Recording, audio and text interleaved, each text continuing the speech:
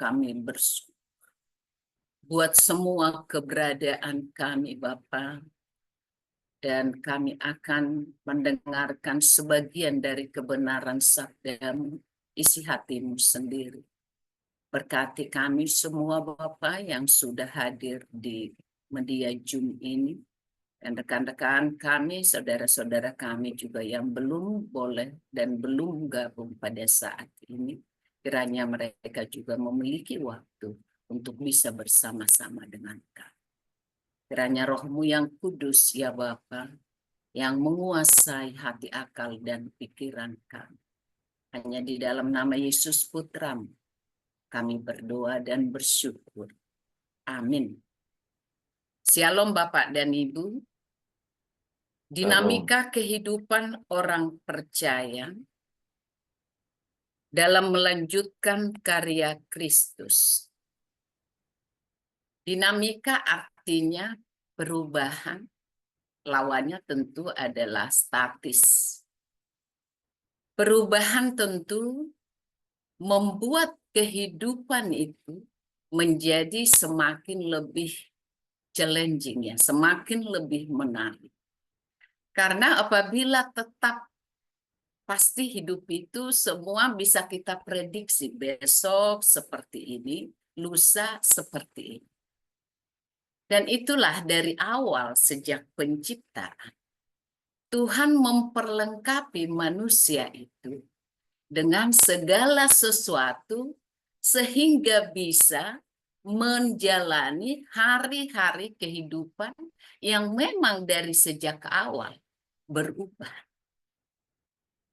Kalau ada yang dinamis, dinamika, ada juga yang statis. Makanya ada ilmu statistik. Kenapa? Ini digunakan untuk bisa mengukur perubahan itu. Jadi Tuhan memperlengkapi segala sesuatunya, baik itu dengan pengetahuan-pengetahuan duniawi, untuk kita manusia yang hidup di setiap era, di setiap zaman, itu bisa hidup dengan kenikmatan di dalam perubahan. Yang pasti adalah perubahan. Di setiap detik sekarang berubah. Seperti gelombang air yang begitu kencang dari tengah sampai dengan ketemu di tepi pantai. Bapak dan Ibu mungkin yang senang dengan rafting, ya, itu akan kelihatan sekali pada saat kita rafting. Itu kita akan ada di sana namanya white water. White water itu buih. Buih itu semakin tinggi elevasi jatuhnya air, maka dia akan semakin banyak yang terbentuk dan kelihatan akan semakin indah. Semakin banyak tantangan yang dihadapi, maka akan banyak buih-buih white water yang kita bisa nikmati di dalam perjalanan kita duduk di perahu, duduk di sampan. Kenapa white water itu menjadi berbeda dengan air-air yang ada di sekitarnya pada saat kita rafting itu? Karena dia adalah hasil dari elevasi yang sangat berbeda dari atas ke bawah, dan ada batu-batuan tantangan yang dia hadapi sehingga dia terpecah dan jadilah dia menjadi buih. Dan semakin deras airnya, maka buih itu juga akan lebih dahulu sampai di depan kita. Saat rafting kita begitu banyak tantangannya gitu ya. Saya beberapa kali rafting, baik itu di Bali, baik itu di Magelang. Dan saya merasakan bagaimana tertantangnya kehidupan itu. Mungkin tanpa pendampingan kita tidak akan berani. Tapi pada saat kita sudah masuk di dalam duduk bersama teman-teman kita ada luapan-luapan emosi yang begitu menggembirakan kita. Itulah perubahan. White water hanya akan muncul pada saat sudut elevasi yang lebih tinggi. Jatuhnya air dan ada batu-batuan yang menghantam air yang jatuh, maka pecahan-pecahannya itu akan membentuk buih-buih yang sangat. Begitu juga dengan kehidupan. Pada saat kehidupan kita itu sepertinya so-so, maka tidak akan banyak pengalaman-pengalaman hidup yang kita bisa terima, termasuk kekuatan resiliensi kita di dalam menghadapi perubahan. Firman Tuhan pada pagi hari ini, bagaimana implementasi dinamika hidup. Bagaimana Tuhan juga memprovide kita yang hidup di era, di dekade masa kini. Kita diberikan yang menjadi fondasinya. Apa itu? Iman kepada Tuhan kita. Tuhan terkasih kita, Yesus Kristus. Kita diajar lewat para hamba Tuhan. Di gereja-gereja di mana kita bisa berkomunitas, di mana kita bisa bertumbuh. Dan ketergantungan kepada Roh Kudus itu sesuatu yang harus bergantung. Bergantung artinya tidak akan pernah melepaskan walaupun 1 detik. Bergantung artinya kita secara full memegang. Bayangin ada misalnya kayu, kemudian kita memegang dengan keras pada saat mencoba untuk memanjat, supaya kita tidak terjatuh. Dan komunitas di semua gereja, di semua kehidupan kita, mau di lingkungan kita, mau itu dengan komunitas marga, komunitas satu area, komunitas satu alumni. Inilah yang saling menghangatkan. Arang, jika hanya 1, 2, 3 biji, maka sebentar dia akan mati. Tapi pada saat arang itu dibuat di dalam satu tempat dengan jumlah yang cukup banyak, maka dia akan bisa bertahan lama dan bisa membakar makanan-makanan. Ada fondasinya dan kita memiliki target. Targetnya pasti. Great Commission, amanat Allah. Mewartakan kabar baik, Injil keselamatan, lewat pola pikir kita, pemikiran kita, perkataan kita, dan perbuatan kita. Ingat, harus dirangkum 3P. Pemikiran kita yang akan menjadi tulisan-tulisan, menjadi buku, menjadi blog, menjadi postingan di media sosial, dan perkataan kita. Di mana kita di dalam setiap berada di satu komunitas, kita gemar memperkatakan kebaikan. Ada kegemaran. Ya. Jadi eagerness di sini ya. Senang, gembira, bahagia. Melakukan testimoni-testimoni yang membangun, Bapak dan Ibu. Yang membangun. Dan kemudian di dalam perbuatan, tindakan kita. Kita membawa perubahan yang positif di masyarakat, di society kita. Dan juga sekaligus melakukan pengajaran membangun disiplin bagi semua komunitas-komunitas yang berbasis pada kasih Kristus. Gemar melakukan pelayanan sosial. Akan selalu ada challenge. Kita akan selalu menghadapi tantangan-tantangan kehidupan. Ada godaan-godaan. Sepertinya waktu kita itu sangat terbatas. Sepertinya waktu kita itu sangat sedikit, pengen lebih dari 24 jam. Sepertinya kita selalu terburu-buru pada saat melakukan perpindahan dari satu aktivitas ke aktivitas yang lain. Dan ada juga yang akhirnya terjadi perpecahan. Apakah itu di komunitas dan di gereja-gereja. Dan ini sudah berlangsung dari masa ke masa. Dari abad ke abad. Tetapi satu hal adalah bagaimana para bapak-bapak iman kita Bapak-bapak gereja, menghadapi dinamika itu dari masa ke masa dan memberikan legasi. Legasi tentang adanya persatuan, kesatuan, kesepemahaman di dalam doktrin-doktrin. Itulah yang harus kita pelihara pada masa kini. Tanpa memahami dan tanpa hidup di dalam fondasi iman, maka mustahil kita bisa mencapai target-target yang menjadi KPI kita pada masa kini. Dengan segala tantangan yang kita pasti akan hadapi. Tantangan akan selalu ada. Tetapi tantangan itu semua adalah tantangan yang terukur, Bapak dan Ibu. Kenapa menjadi tantangan yang terukur? Sebagaimana janji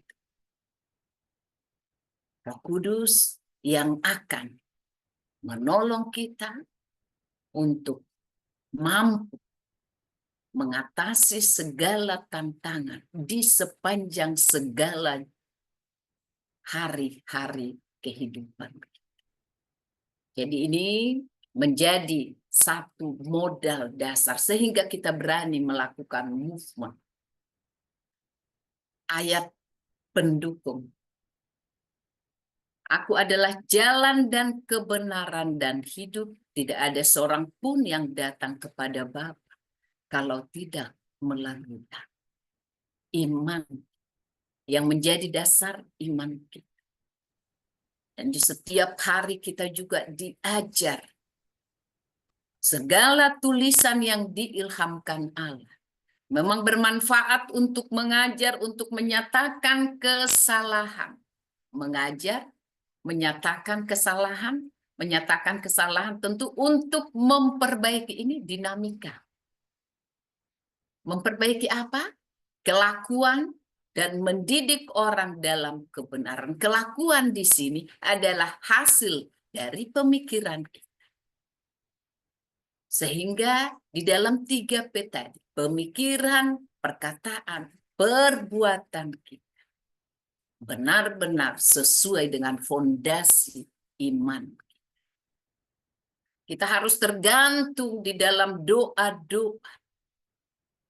Demikian juga Roh membantu kita dalam kelemahan kita. Karena doa adalah senjata kita untuk mengatasi kelemahan kita. Roh itu sendiri, rohnya Bapa, roh Allah kita. Berdoa untuk kita dengan keluhan-keluhan yang tidak terucap. Pada saat kita menjadi pribadi yang senang berdoa, yang gemar berdoa, doa itu yang menjadi gaya hidup kita. Pasti, setiap hari kita dicas. Setiap hari kita sudah disiapkan seperti kita pagi, ya minum, sarapan pagi, olahraga. Secara spiritual, maka doa inilah yang mencas kehidupan kita. Mengisi ulang daya baterai. Sekarang kita tidak pernah terlepas tentunya ya dari device, dari gadget. Dan pasti kita akan selalu pergi, wah lewat nih 6 jam saya pergi. Maka kita udah membawa chargingnya, membawa charger. Seperti itulah kita. Dan bahkan lebih dari situ sebenarnya. Pagi hari, wah ini sudah pagi hari lagi.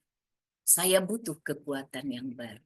Saya butuh dukungan yang baru untuk saya punya kekuatan melewati jam demi jam. Bapak dan Ibu, kita akan selalu membayangkan hidup kita itu berada di dalam satu situasi. Bukan kalau dulu itu seperti roda pedati. Ya, sangat lambat ya, sangat lambat. Tapi sekarang bukan lagi. Bukan roda pedati seperti terjadinya turbulensi ya Bapak Ibu pada saat pesawat kita naik pesawat, memasuki cuaca yang agak buruk, terjadi turbulensi. Dan pada saat turbulensi, semua yang ada di dalam pesawat itu berteriak, memanggil. Semua berteriak-teriak. Semua mengucap. Kenapa? Karena kita merasakan ketidakberdayaan kita. Karena kita merasa bahwa kita ini tidak punya kekuatan apa-apa. Makanya mulut kita berteriak sekuat-kuatnya dan tubuh kita juga. Seandainya kita selalu mampu ya mengadaptasi diri kita seperti itu setiap hari. Seolah-olah ada gelombang besar. Seolah-olah ada gelombang yang sepertinya akan menghanyutkan hidup kita. Maka pasti kita akan selalu di dalam iman, di dalam komunikasi yang sangat kuat dengan Bapa Surga. Pasti. Kehidupan kita akan semakin bertumbuh pada saat kita berada di dalam tantangan-tantangan. Rafting contohnya, kita didampingi di situ. Tetapi kita tetap ngucap. Karena apa? Sangat unpredictable. Ya, loncatan-loncatan, ada bebatuan-bebatuan, ada derasnya air. Begitulah hidup kita sehari-hari seperti. Tetapi terkadang kita manusia yang ada pada masa kini, kita menganggap bahwa kita memiliki kemampuan untuk memprediksi masa depan. Kita memiliki kemampuan untuk mengatur jalan-jalan hidup kita dengan segala daya upaya usaha kita. Tetapi ternyata semua usaha, dan saya sudah mengalami, bisa dalam satu ketika hilang tanpa bekas. Semua upaya kita untuk menjaga kesehatan kita, untuk menabung lebih banyak, untuk membuat kehidupan yang lebih nyaman, yang lebih nikmat, mempersiapkan masa depan anak-anak, ternyata ada tsunami yang menghancurkan segala sesuatu usaha kita. Karena itu Bapak dan Ibu, sebagai umat beriman, menjadi sangat penting bagi kita berusaha, ya, do our best, dan mempercayakan kepada Tuhan. Usaha yang kita percayakan itu di setiap napas kehidupan kita, di setiap tindakan kita, maka itulah yang akan membuat kita bisa lebih menikmati kehidupan. Hidup yang dari sejak semula di dalam grand skenario Tuhan adalah hidup yang penuh kelimpahan di dalam segala. Tetapi dinamika kehidupan memaksa kita tadi melihat ketakutan sebagaimana para murid ketakutan melihat gelombang. Dan puji Tuhan, mereka membawa Yesus bersama yang sedang tidur di buritan.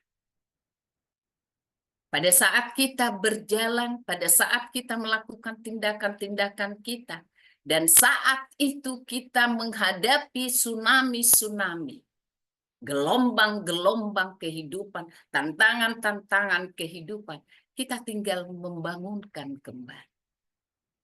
Tetapi apabila kita berlayar hanya dengan kemauan kita sendiri, dengan usaha kita sendiri, maka pada saat ada tsunami, gelombang kehidupan, gelombang yang kita hadapi di dalam perjalanan kita, sudah pasti segalanya akan tinggal menjadi puing. Itulah kehidupan. Satu hal yang kita harus hadapi adalah perubahan. Dan kita hidup di dalam perubahan itu. Kita selalu berdoa supaya Tuhan menutup bungkus kehidupan kita, kehidupan anak-anak, kehidupan semua yang kita kasih. Tetapi satu hal terkadang kita lupa, bahwa di dalam kehidupan yang sudah Tuhan persiapkan buat kita, kita juga harus memiliki usaha daya juang yang senantiasa menghadirkan Tuhan di dalam setiap usaha sekecil apapun. Dan inilah yang akan membuat kita memandang hari lepas hari dengan penuh keyakinan diri, percaya diri, dan kita bisa memperkatakan di dalam komunitas kita, di dalam gereja kita, di dalam arisan kita, Tuhan sungguh baik, sangat baik, dan teramat baik. Tuhan akan memberikan saya tubuh yang kuat, tubuh yang sehat, tubuh yang sempurna, kehidupan yang berkelimpahan di dalam materi, di dalam segala hal yang saya memang butuhkan dalam hidup saya, di dalam hidup keluarga besar saya. Kita bisa memperkatakan ini karena kita tadi ada fondasi iman, bahwa sejak semula kita diciptakan untuk menikmati kebaikan Tuhan. Dan rencana-rencana Tuhan ada rencana kebaikan, rencana damai sejahtera. Tidak ada di dalam grand skenario-nya rencana-rencana untuk membawa hidup kita menderita. Tetapi kitalah di dalam perjalanan kita ada sesuatu yang lupa, yang kita lupakan. Karena apa? Kesibukan hidup. Akhirnya kita lebih mengutamakan rasio-rasio kita. Kita tidak melatih, kita tidak memberikan kesempatan untuk makanan roh kita.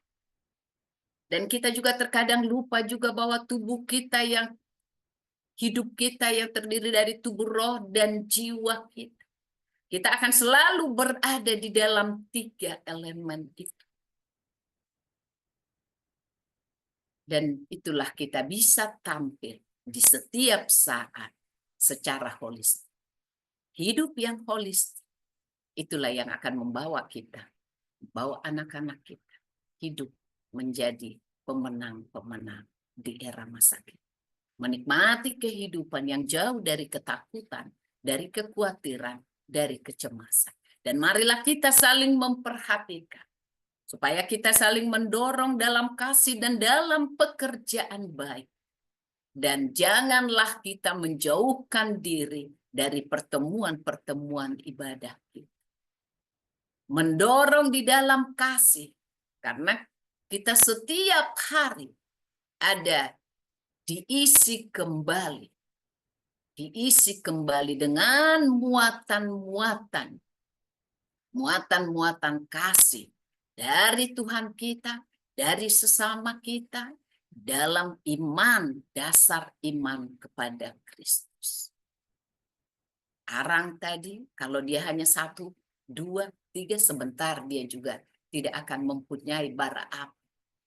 Tapi pada saat dia berada dengan jumlah yang sangat banyak, dan ada dibuat lagi kipas angin, ya, diarahkan ke arang itu, ke bara arang itu, oh dia terus akan mempunyai bara yang sangat menyalanya. Dan bikin sate pasti gampang matang satenya. Seperti itu dengan kita. Pada saat kita menjauh, yakinlah, kita akan menjadi dingin. Ya, hangat-hangat kuku dulu, kemudian dingin ya. Sesudah dingin benar-benar tidak ada lagi baranya. Sehingga kita bisa mewartakan kabar baik. Kita mampu pergi. Pergi kemana? Lihat. Memang tidak ada guidance untuk keluarga dulu, kemudian ya keluarga yang lebih jauh, komunitas lagi gitu, tidak ada. Tetapi satu hal adalah pada saat keluarga kita sendiri belum sevisi dan semisi di dalam iman dengan kita, bagaimana mungkin kita bisa bertumbuh? Oke, bisa aja bisa. Tapi pada saat kita tadi seperti arah, yang saling dekat itulah yang memanaskan. Yang saling dekat itulah yang kemudian menimbulkan bara-bara api. Jadi menjadi sangat penting sebenarnya. Pada saat diri kita sudah siap, maka kita harus cek satu persatu. Di dalam keluarga inti kita. Keluarga inti kita, supaya apa? Tadi, pada saat kita lemah, baranya dia menyala, membuat saya panas. Kemudian masuk ke komunitas yang kita memiliki intensitas pertemuan yang cukup tinggi seperti kita di Kingdom Family Indonesia. Ada saling mendukung kita. Itulah tugas dan target-target kita pada masa ini. Target yang sangat challenging. Membangun disiplin menjadi pengikut Kristus yang setia. Ini menjadi tugas kita semua. Mendukung teman-teman kita. Mengajar mereka. Dan sekaligus juga pada saat kita mengajar, kita juga mengajar diri kita sendiri. Membawa perubahan yang positif di masyarakat. Perubahan yang kita bawa haruslah perubahan yang positif. Jangan perubahan yang negatif. Ini kita harus cek. Apakah saya membawa perubahan yang positif? Atau saya malah membawa perubahan ke arah yang negatif? Misalnya nih, ya, budaya kita, kebiasaan kita, habits ya. Kita seorang yang suka, sekarang kan ada IWAPI, Ikatan Wanita Penyebar Isu gitu ya, suka hoax gitu. Karena apa? Kita berbicara sekali, dua kali, itu mempengaruhi Bapak dan Ibu. Mempengaruhi di kiri, di kanan, teman di media Zoom, teman di media sosial, teman di dalam lingkungan kita. Makanya selalu saya sampaikan, salah satu cara mengurangi hoax, ya tidak mengulanginya.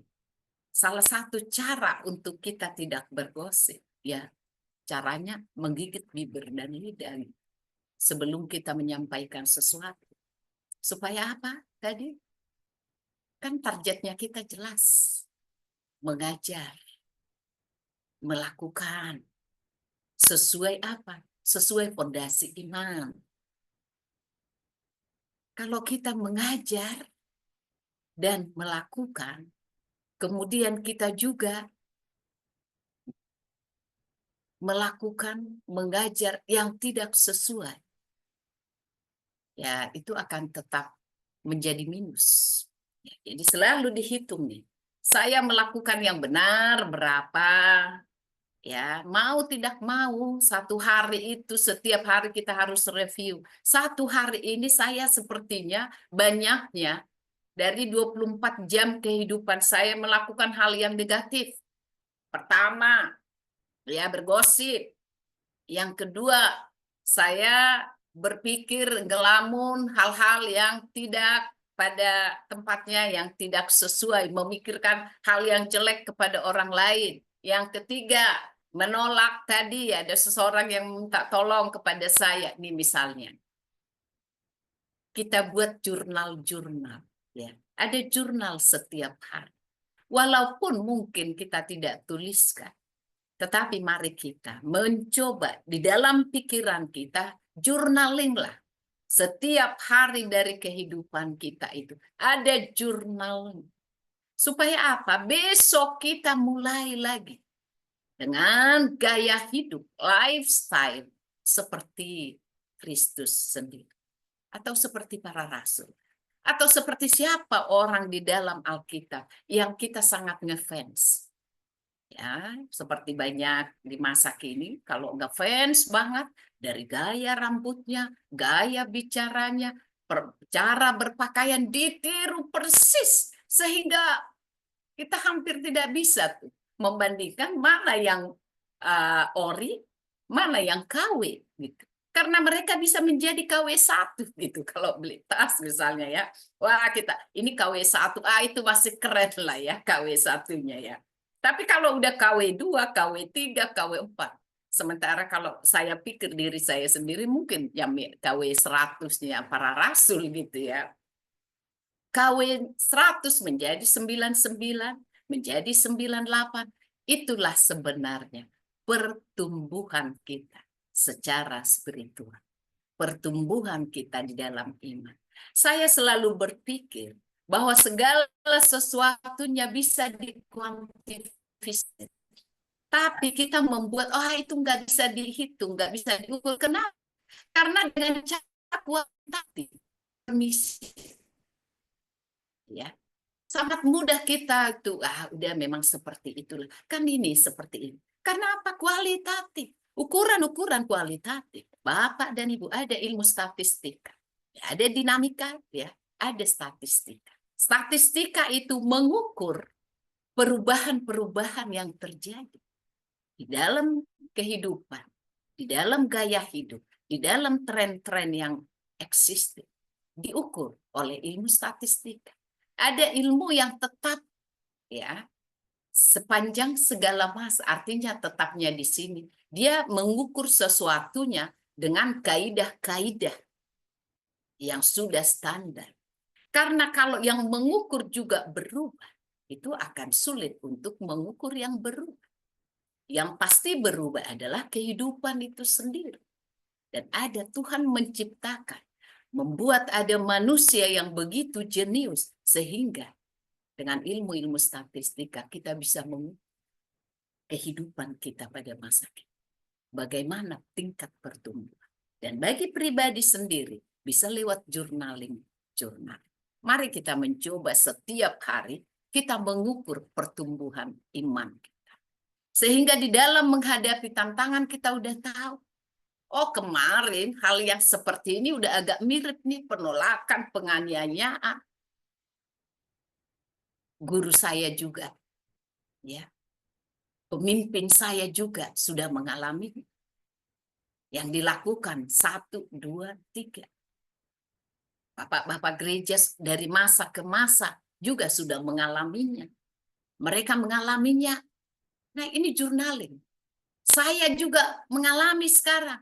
Journaling lagi, ada tulisannya. 1, 2, 3. Inilah sebenarnya yang akan menjadi pelengkap warisan iman yang kita akan turunkan kepada anak-anak kita, kepada keluarga.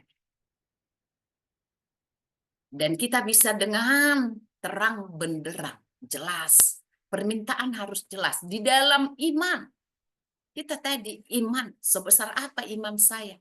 Itu karena kita bisa menuliskan hari-hari kehidupan kita. Pada saat kita melalui tsunami kehidupan, kita sudah punya jurnalingnya. Bagaimana kita saat itu bisa melepaskan diri atau kita keluar dari permasalahan dengan doa-doa, dengan bantuan invisible hand, yang terkadang kita nggak tahu tangan siapa yang menolong kita. Tiba-tiba kita bisa keluar, wah ajaib, Engkau Tuhan. Perlu kita jurnal. Sehingga pada suatu saat, di era masa depan, ada tulisan-tulisan yang kita bisa wariskan. Karena di setiap masa, dengan segala dinamikanya, dan setiap dinamika itu harusnya juga menjadi pengalaman-pengalaman iman yang tertulis dengan rapi dan kita wariskan.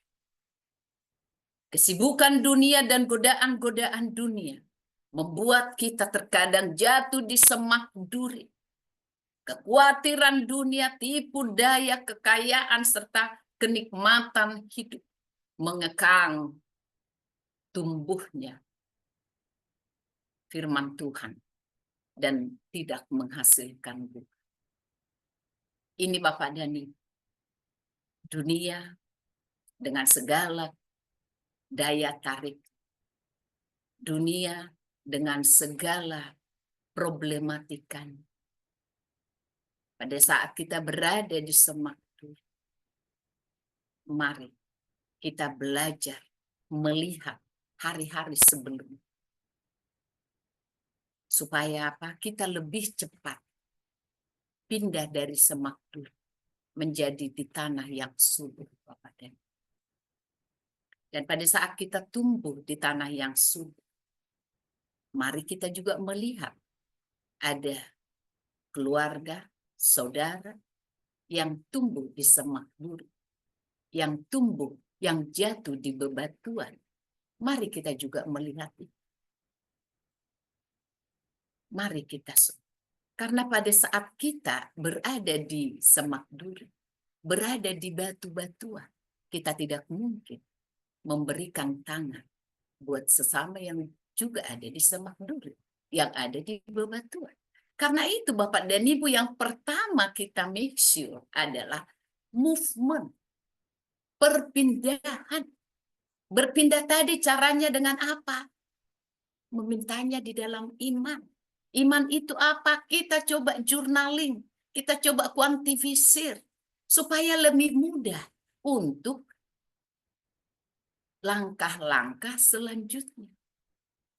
Bapak dan Ibu, ini harus menjadi mindset kita semua.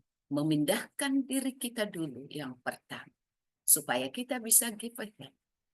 Memindahkan yang ada di bebatuan, memindahkan yang ada di semak duri, dan kita bersama-sama berada di lahan yang subur. Lahan yang subur akan memberikan hasil 40 kali lipat, 60 kali lipat, 100 kali lipat. Dan tentu pada saat kita berada di lahan yang subur, jangan kesuburan itu kita buat, jangan energi yang kita miliki itu kita buat untuk divide et impera, untuk memecah-mecah. Mari kita menjadi seorang supporter yang setia, yang mendukung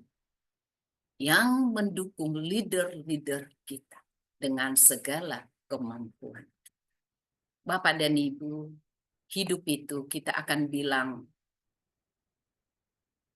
menyenangkan pada saat kita melihat dengan kacamata yang menyenangkan. Pada saat kita tadi seperti rafting, menikmati white water, buih-buih itu menjadi satu keindahan yang kita nikmati di perjalanan kita yang menantang. Tapi pada saat kita melihat, fokus melihat segala problematikanya, maka kita akan bilang bahwa hidup itu adalah siksaan dengan segala problematika.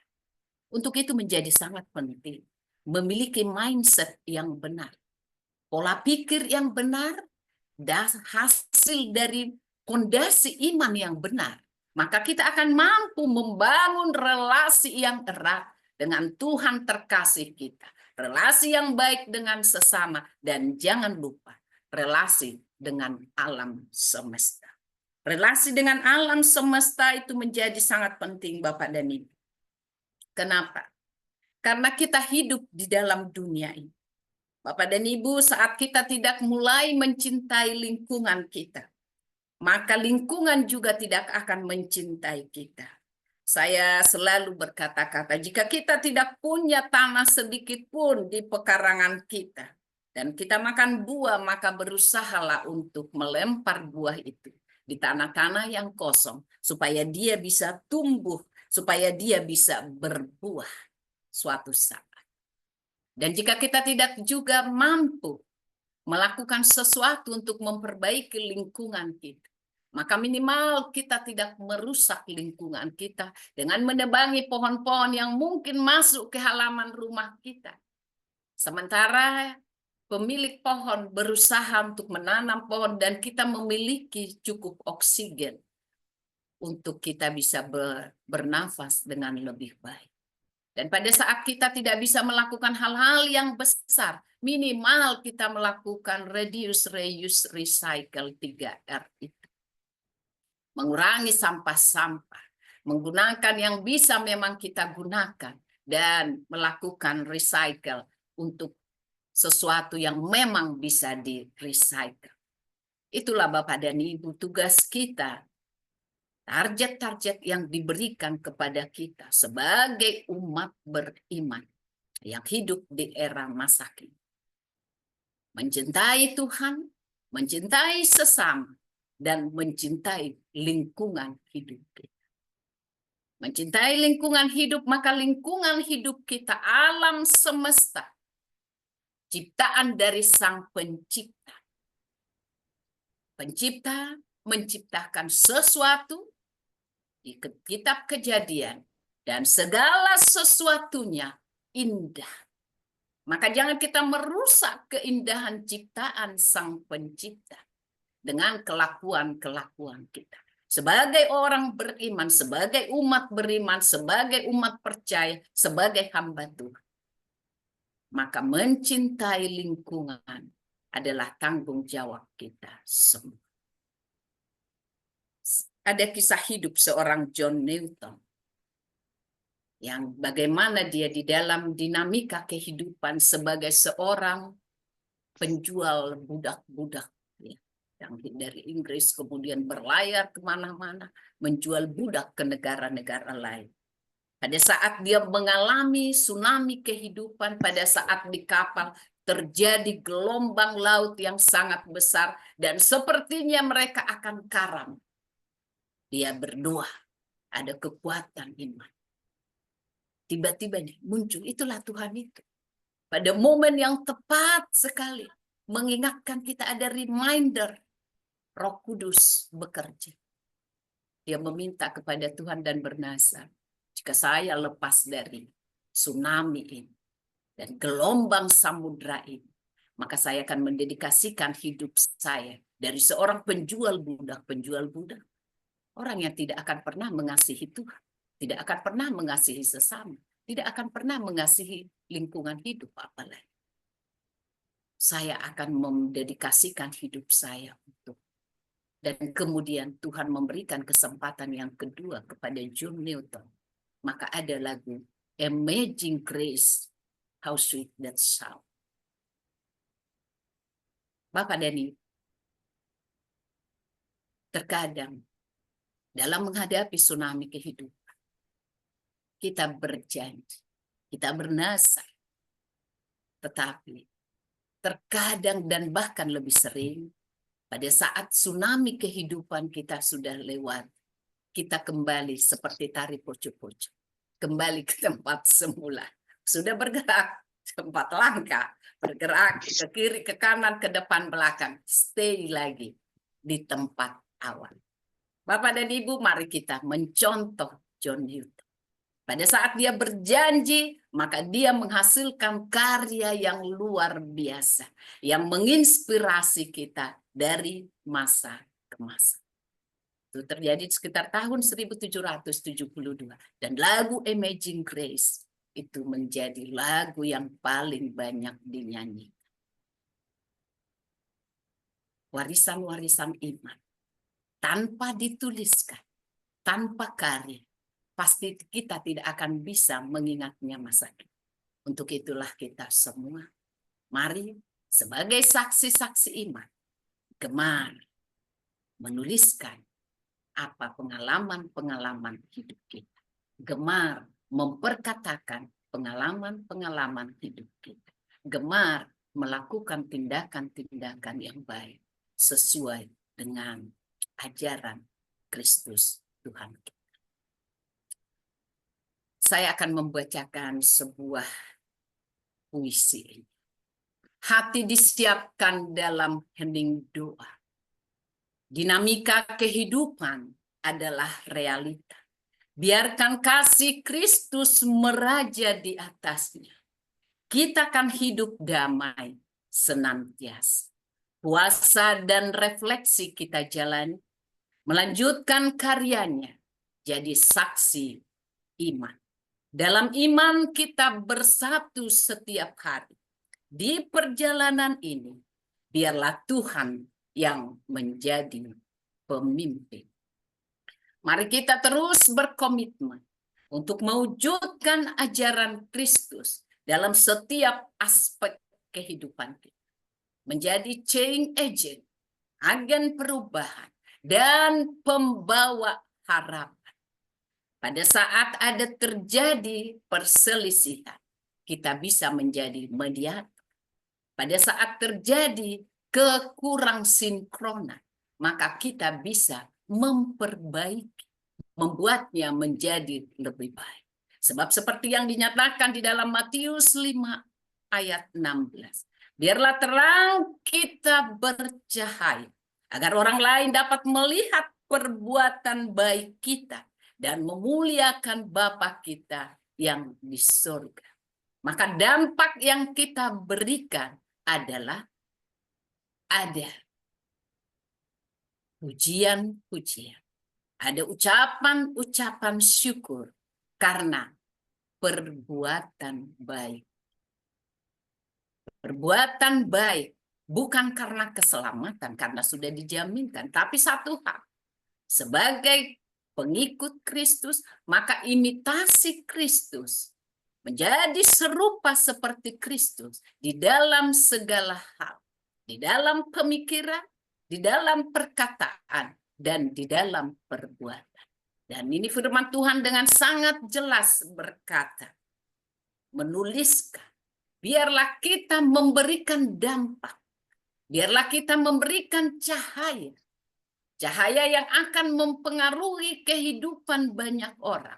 Biarlah kita menjadi inspirator, dan biarlah hidup kita adalah hidup yang menghasilkan buah dan juga berhasil mengokulasi hidup orang lain menjadi berbuah. Maka akan ada sukacita yang besar di dunia dan di surga. Sebagai duta-duta Kristus, maka selalu ingat, saya memiliki fondasi iman yang kuat, dan fondasi iman itu harus saya cas setiap hari. Supaya apa? Supaya memberikan kemampuan, kekuatan, kapasitas bagi saya untuk mencapai target-target saya. Target-target saya apa? Sudah sangat jelas, amanat agung, dan menghasilkan buah yang akan mempengaruhi orang lain dan sekaligus menjadi kemuliaan bagi nama Tuhan. Apakah di dalam mencapai target itu saya berlangsung dengan smooth, mulus? Tidak. Seperti kita naik rating. Atau seperti kita berada di dalam satu pesawat yang sedang mengalami turbulensi. Seperti itulah kehidupan. Ada tsunami-tsunami yang kita harus lewati.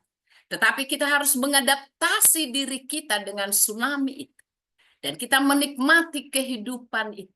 Kita menikmati perjalanan pada saat rafting. Kita fokus melihat indahnya white water. Bui-bui yang sangat indah. Yang menghiasi perjalanan kita. Di dalam setiap terjadinya perpindahan yang mungkin menggoncang perahu tempat kita duduk. Atau pada saat kita naik pesawat, kita menikmati bagaimana indahnya ciptaan Tuhan itu.